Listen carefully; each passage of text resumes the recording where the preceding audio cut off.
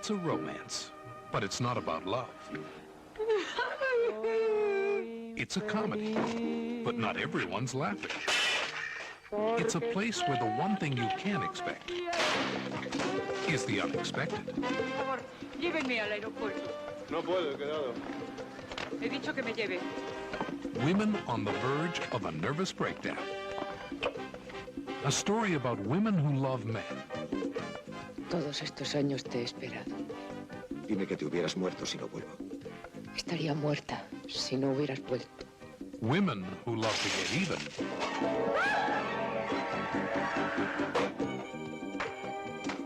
And men who try to get away.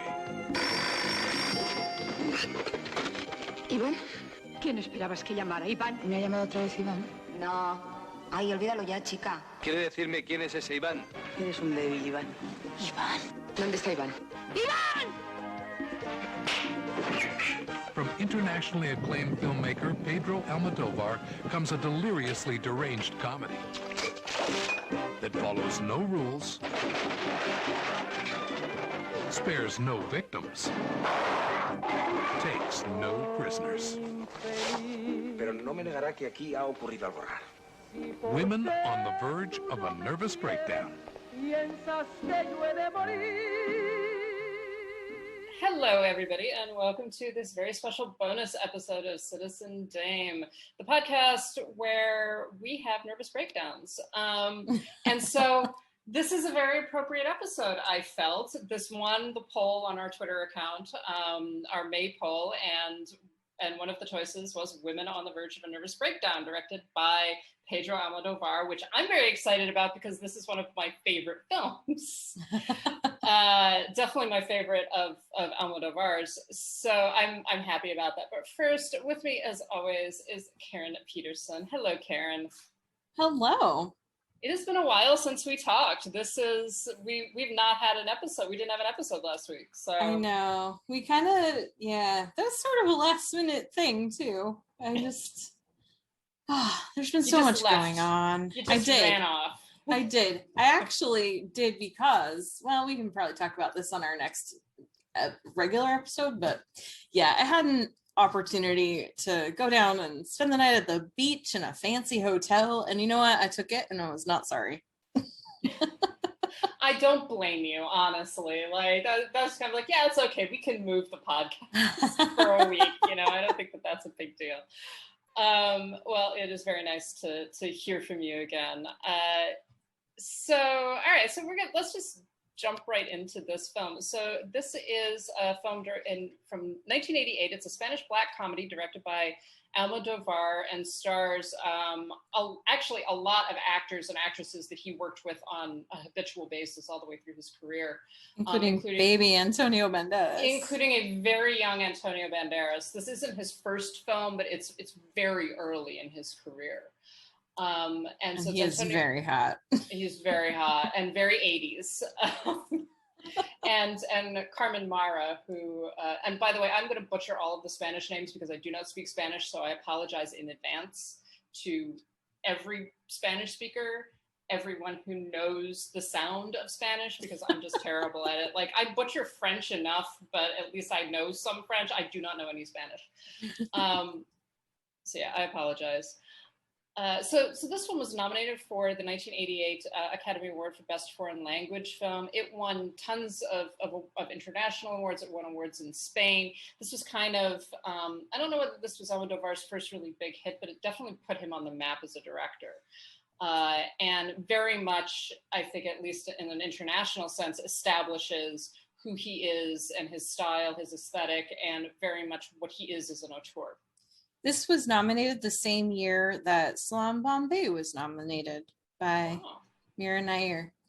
And they both lost to Pelle the Conqueror from Denmark.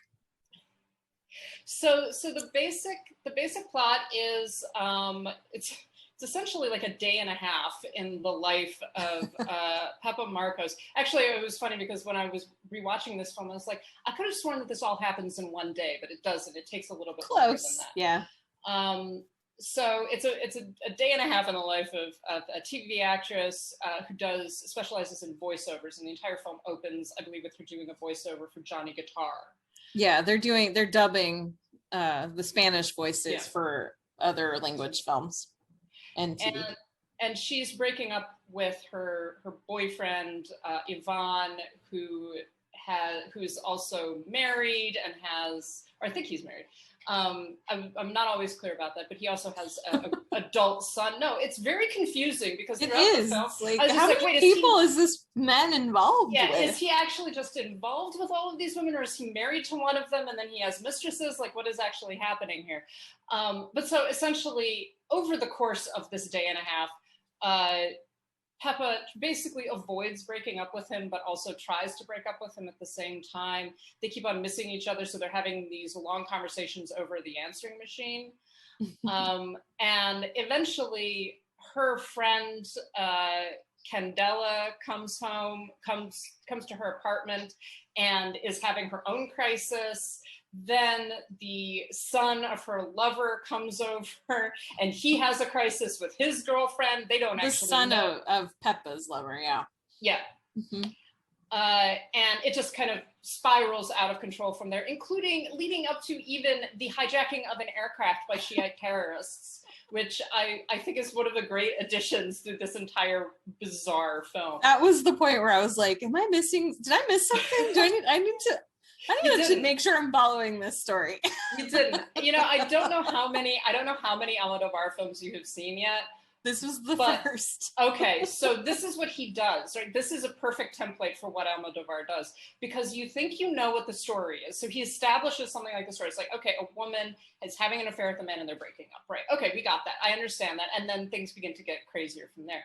But he will always introduce like a turn like that. Like, oh, and by the way, her friend is having an affair with a guy who's hijacked an airplane going to Stockholm. Like, he's like planning it. Yeah. And so that turns out to be the big thing that Candela needs to talk about, is this guy that she had this fling with, and then like kind of this. What I love is this whole movie is just about like women dealing with men's crap in really just increasingly just crazy ways, and yeah, it leads to terrorism, airport guns, all kinds of fun stuff. This whole thing just spirals out of control, and what I love about it is the way that each of the individual characters deal with it.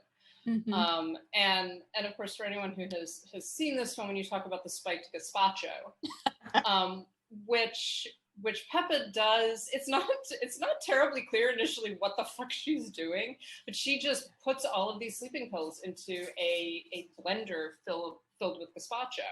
Yeah, I was like, is she planning on killing herself? Is she planning on killing Yvonne? Like, what is her plan with this spiked gazpacho? Yeah, there seems to be a intent behind it, but it's never totally clear. And obviously, it's not strong enough to actually kill anybody, because multiple people consume this gazpacho over the course. You'd have to drink that entire pitcher for it to do anything to do anything fatal. So, but I don't know how you could drink an entire pitcher of gazpacho. I mean, I guess like I don't know. I don't know what the plan was there, but I think that's part and parcel of this entire film, which there's a lot of bad decisions being made that don't really have much of a purpose. In that there's a woman who escapes from a mental hospital.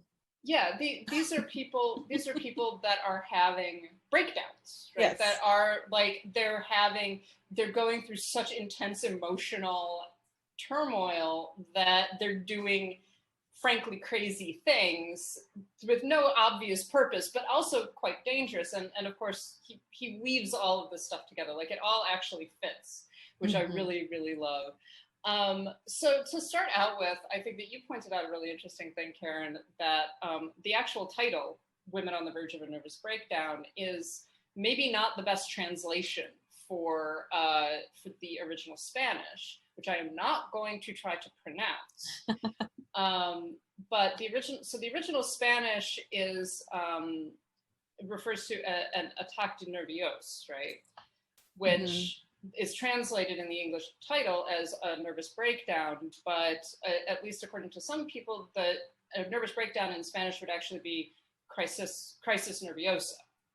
Right? Yeah. So what happened was, like I was just saying, at one point I thought, I can't possibly be following this whole movie because this is crazy. So I went and looked up, the synopsis, and I came upon the Wikipedia page, which had the line on it. It says the actual Spanish title refers to an ataque de nervios, which I'm also probably butchering, and I apologize, which is not actually well translated as nervous breakdown. So I was like, okay, so how should that be translated? Because then it says historically this condition has been associated with hysteria, and more recently in the scientific literature with post-traumatic stress and panic attacks. And I was like, wait, so this is in scientific literature. Let's go find out what the science says. So that took me to the DSM library. DSM is the Diagnostic and Statistical Manual that psychologists and psychiatrists use to tell people if they're crazy or not. And it's got all kinds of stuff. And sure enough, ataque de nervios, I apologize again, attack of the nerves is listed in the DSM. It's an actual syndrome that you can be diagnosed with by a psychiatric professional. And what it says, the explanation is that it's a syndrome among individuals of Latino descent characterized by symptoms of intense emotional upset, including acute anxiety, anger, or grief, screaming and shouting uncontrollably, attacks of crying, trembling, heat in the chest rising into the head, and becoming verbally and physically aggressive. Dissociative experiences, seizure-like or fainting episodes, and suicidal gestures are prominent in some ataques, but absent in others. So thought that was interesting. And it says that they frequently occur as a direct result of a stressful event relating to the family. So I thought it was really interesting. It's like, oh, okay, so this is a cultural thing, but it's a real psychological phenomenon. Yeah, and actually reading that description, it does seem very close to the way that we used to describe hysteria, right? So emotional reactions in women, essentially really extreme emotional reactions. Mm-hmm. As a result of some, as you're saying, some major events, so a death, a breakup, things like that.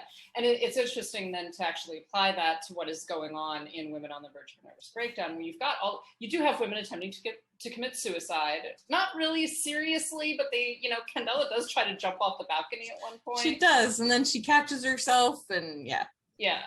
You have the incident with the sleeping pills. You've got women brandishing guns, and all of this, as you say, is centered around the loss of stability to a certain degree represented by a man. Mm-hmm.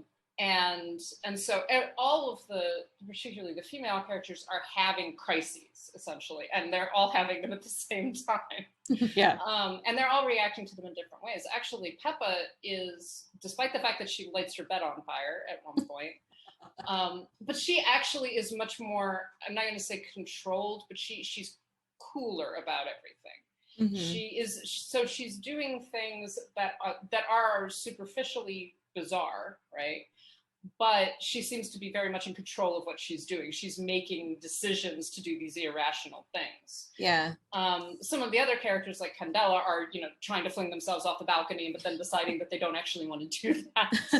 But I think part of the reason that is all happening is because of the fact, like the reason that some of this gets to such an extreme place is because they're all dealing with stuff at the same time.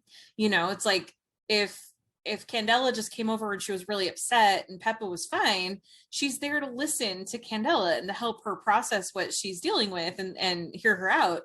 But as soon as Peppa's attention is distracted because the other girl just drank the gazpacho or whatever, that's when Candela is just like, fuck it, I'm gonna jump off the balcony, because no one's listening to her and paying attention. She kind of has an opening to do so. And I think that there are just moments like that where it's like, because everyone is dealing with so much for themselves right at the same time, none of them can be there to help each other, so they all just kind of lose it at once. Yeah, well, and it also, like you're saying, it also fuels their behavior, right? So the fact that they are all very slowly basically being packed into this single apartment almost on accident in a lot of ways, but it builds on itself. And so there is those elements. One of the things that I think Almodóvar is doing is that he's using this concept of basically mass hysteria, but particularly in relationship to women, that as these women get closer to each other, they're not just having individual crises, they're having one big crisis that is fueling, they're fueling each other, right? In their breakdowns, as it were. It's interesting though, because now nervous breakdown is very much a passé term. It's not really something that we use anymore. It's almost 1950s. Yeah, they that's something that they have. Speaking of the DSM, that is something that it's been updated. I'm actually going to check and see if it's even still in there. But like the concept of the nervous breakdown doesn't really exist anymore. Oh yeah, all these articles that actually use the word nervous breakdown. It's like 1943, 1921. 1945. It's like, oh yeah, this is very much a passé term. This is not something that they use in psychiatry today. So it's like that vague space where it's like hysteria, right? That vague space where you're trying to describe a woman basically losing her shit, right? Yeah, basically it's a fancy way of saying bitches be crazy. and very often it is with good reason. So it's like freaking out because you've discovered that the man that you're sleeping with is actually a Shiite terrorist and you've now been implicated in a possible hijacking is definitely something to freak out about. A little bit, yeah. Right? Your lover suddenly leaving you and not wanting to deal with that is something to freak out about, Well, and when we get more information about her situation, it makes even more sense why she's freaking out about it. Yeah.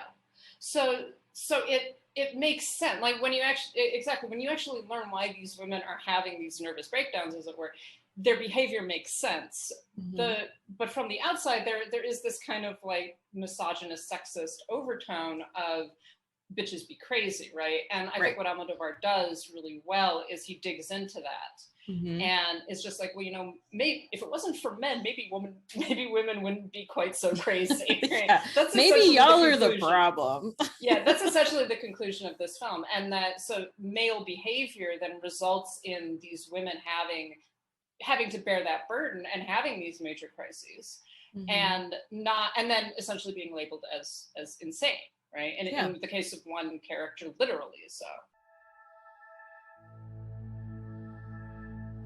You've been listening to our monthly bonus episode, Women on the Verge of a Nervous Breakdown. To hear the rest, please visit patreon.com/citizendame and subscribe today.